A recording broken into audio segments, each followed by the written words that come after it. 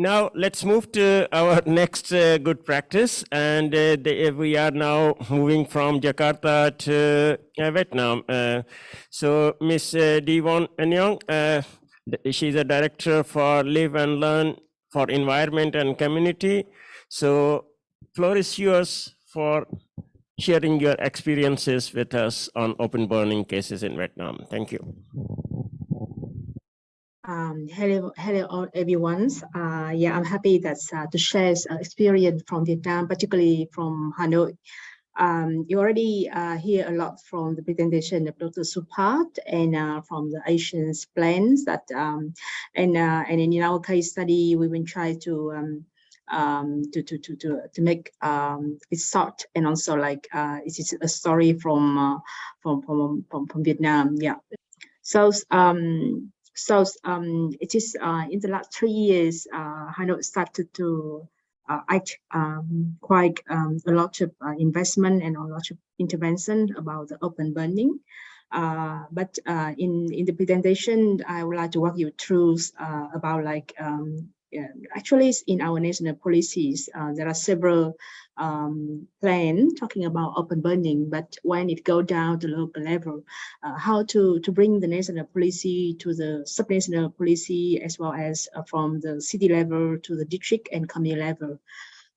So we have a lot of discussion about air pollution, but actually what is associated with air pollution, particularly from open burning, it was unclear a lot in the past.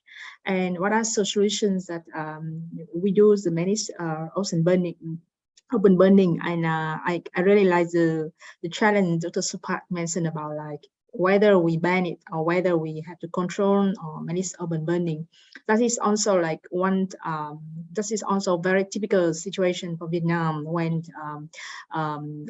policy when talk about banning, but not about control or managing, and how we work together from the public to private sector, from subnational government to district level to committee, as well as combining both government and non-governmental efforts in this case.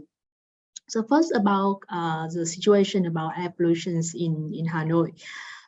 We have a lot of international report or newspaper, local censor mentioned about like Hanoi is very polluted.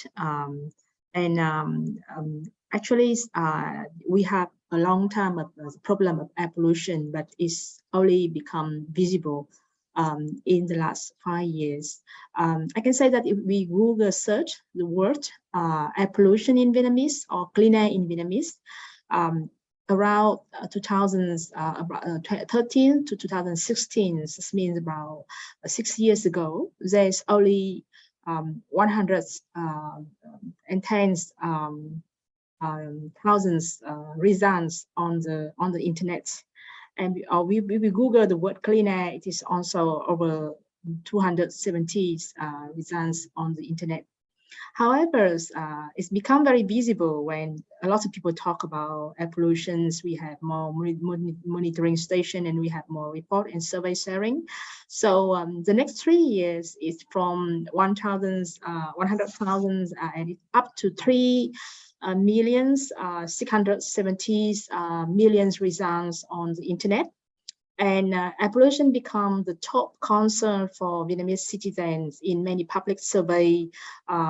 People mention about air pollution is a top environmental concern. So it's from the invisible, it's become more visible. And all the last 3 years, even 2 years of COVID, when our attention is paying for the COVID and the health problem, but air pollution is still the #1 environmental concern for citizens in Vietnam. And in the last 3 years, we can find nearly 9 million results on internet with the words air pollution in Vietnamese, or even 18 million with the word clean air in Vietnamese. So it's become more visible in terms of like the problem of air pollution. We can notice when it is polluted and when it's not. And there are more discussions on the media, as well as more policies, more government talk, more research sharing about air pollutions and all of the impact of the air pollution. But it's still challenging, particularly for Hanoi, to measure air pollution and to really say why is this polluted in Hanoi, because we get affected with many things, from transportation, from industries, from long-range transport air pollution, from the different crowd villages surrounding Hanoi. And only in the last 3 years, there are more research showing like open burning is contributed quite play a role in the problem for air pollution in Hanoi. And you know, like it is not easy because people don't want to blame for the farmer. They're working hard, and no one wants to say that it is the agriculture, it is the farmer, it is because they burn the agriculture. People will look at more like a big industry or look at the transportation to blame for the air pollution problem in Hanoi in particular. So, but now there are more research and more study and also more attention from both the public sector as well as the research to really find out what is the problem for what caused air pollution in Hanoi. And this is one of the reasons from the World Bank research when they do when they analyze the compositions of air pollutions, taking the sample from Hanoi EPA, Hanoi Environmental Pollution Agency's monitoring station. So, and it is also observed that high PM 2.5 concentrations were found on the biomass burning days in Hanoi. And the same with satellite images that we can follow and we can see. And with the setup of a lot of local sensor network surrounding Viet Nam, it is also really so to the people when people burn something, particularly during the seasons of harvesting. The air we burn, as well as the number from all of the stations, really show that, oh, this is because of open burning. It's really affecting the air pollution. So it takes some time for the cause of open burning to air pollution to become visible to both government officer as well as to the local citizen. And this is something for you to know, that because Hanoi in the last 20 years, Hanoi enlarged, and before, like there are no farming, not little farming in Hanoi as the city, but as the city enlarged since 2007, the farming agriculture become a big sector, particularly for the land surrounding the inner city. So this is a figure showing about like the farming belong or under Hanoi city administration. It increased dramatically since 2007 up to now, and that's why about the area for rice cultivation. Open burning in agriculture area in Hanoi is very much focused on rice cultivation. And this is the map about the open burning areas in Hanoi for the spring 2020-21, and you can really see that it's a lot of cultivation surrounding, and you can see like the burning, the open burning with the red on the map is quite a lot. So we have the char burning twice a year, May, June, and around October and November. There are very heavy harvesting in May, June, and there are only 2 weeks for the next season. So that's make the farmer burned because it's so easy. It's during the summer, very hot days, so the farmer burned a lot for the May, June season. For the October and November, it's reduced a lot because there are more land, more time for the land to going to the next season. So normally it burn a lot in May, June, and and the burning happens just a little in October and November. And October and November is also the high season for heavy PM 2.5 concentration in Hanoi. And the same reason for burning in Hanoi, when we survey, when we ask the farmer, the top reason is that make the pin easier to blow, clear the pin quickly for the next crop. This is very true for the May-June harvesting. We can use the ash for fertilizer. Yeah, the farmer believe that that is good for fertilizer. And they could not find anyone to collect or to buy the straw, because we have the case in Mekong Delta when a lot of company buy and collects the straws.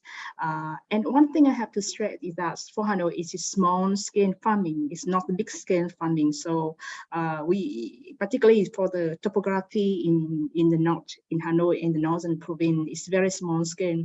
So it's not easy to apply or to get the seller go to buy the straw. Many sellers want to buy the straw for agriculture, husbandry, or for like biomass energies. However, it's hard to form the working relationship, because the small scale is not easy to apply for big scale harvesting. So the challenge for Hanoi, in particular for Viet Nam in generation, in dealing with open burning problem is that it is weak coordination and overlapping arbitration, no responsible party. Agriculture is belong to Ministry of Agriculture and Rural or Department of Agriculture and Rural. Environment is stipulated by Environment Agency, and in the district people committee, and also like is sometimes women union and farmer union is the one who responsible for working with people, not other environmental agency. And rice straw open burning is not considered as a serious environmental issue, as I explained earlier, because people thinking like air pollution is cost must coming from transportation or from industry. So that's why it is not given priority in both budgets and regulation. And again, the similar characteristic when working with farmer and community is that it's very hard to change the habits. The farming are diverse and small scale, and even in one commune, some area is dry, some area is wet, some area is flat, some area is hilly. So it requires lots of diverse solution. Such as composting could not apply for both harvesting season. It only suitable for one season, for example. And in general, the farming is very hard. It's not easy to make profit. So it requires lots of incentive, and also like for training farmer, it requires a lot of coaching and pilot and give example. But the opportunity we see here is also like when air pollution becomes visible and attracting a lot of people attention, and particularly surrounding our hotspot area like near national highways, or it's also near the airport in Hanoi. So it attracts attention from media, and when the media take the photo, sending the message, it is become the concern of the government. So the government must do something. And also the commune or the district also looking for like how to build a sustainable agriculture alternative, how to reduce pollution, because environments become like a top concern for the citizen in Vietnam, particularly in Hanoi, when people talking and complaining when about environmental. And at the same time, in the last 5 years, we have built a lot of connection and network in clean air. It included scientists, business, and government agency to work together, to discuss, to become friends, to share solutions, to share results and findings. So people become and get more familiar to work and to say and to talk with each other. Mr. Wang, if you can kindly conclude in 2 minutes, because we are running short of time. Thank you. Okay, yeah. So in terms of solutions, it is similar like in presentation. It is about the policy. We have the national policy, and we also have the Hanoi city's policy.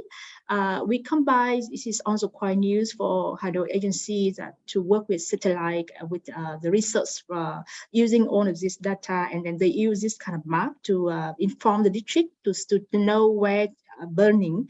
And also sometimes also the data from local sensor network is also to have the district to notice and to increase their monitoring. And this is some of the data from the scientific study to show about the results and to really have a scientific data about who burns more, who burn less, and compare between the year. And this is some of the films when they shared on the Googles about like how they take the photo of where they burn, and our system have a social app called Zalo when they can take the photo and then they just send the message to a district, get involved to really ask them that you have to tighten all of the monitoring. And about the technical, it is also kind of like similar, like we use EM compost, biopure, combine big scale compost and biopure, and changing different way of agriculture farming. This is some others technical, but it is much on small scale. So most of the case it is using like the compost returns the nutrients to the land when they farm, and this is when the community they learn and they train and get used on the farm, and this is brings up from Zalo from different systems. So now we have more diverse solution and we have technical support from the company, and we connected.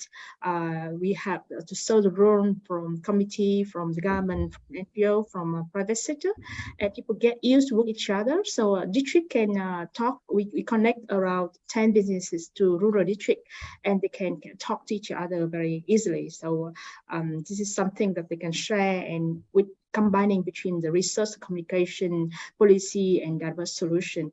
And the very important thing is that the first step, it still requires a lot of time to go, but it already show initial fruits for controlling right or open burning, and it's required follow-up at different level. And actually, it's prepared quite well, quite good step for better waste management. One thing we still figure out about the urban burning from waste, but now because the law require every province to segregate waste before the end of 2024. So now it's become the concern and also the pressure for Hanoi from the top level to the grassroots level to trying to find. And actually now some district they talk to the company, and then they adopt the same EM composting successfully for waste management, and it becomes replicatable for many other districts and also other cities to learn. So we have the first time in a big city in Viet Nam they apply on-site compost, and they have different thing, and this is really shows about the result that on-site composting can save 60 to 70% of waste from urban burning and from polluted landfill. So this is the window of opportunities for talking about urban burning, both from the agriculture as well as from waste management. Yes, that's from my side. Thank you for listening.